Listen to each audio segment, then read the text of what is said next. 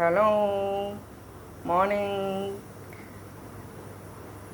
இது ஒன்றும் இல்லைங்க, மாம்பழம் சீசனில் இந்த செங்காயாக இருக்குது பார்த்தீங்களா, அதை வெட்டி கொஞ்சம் சுகர் கொஞ்சம் லைட்டு பாகு மாதிரி பண்ணிவிட்டு இதையும் போட்டு வேக வச்சுட்டு நல்லா ஒரு திக்கு பதத்துக்கு வந்தோடனே இது மாதிரி தட்டில் ஊற்றி காய வச்சிட்டோம்னா நல்லா அடை மாதிரி நல்லா காஞ்சிரும் அடிக்கிற வெயிலுக்கு.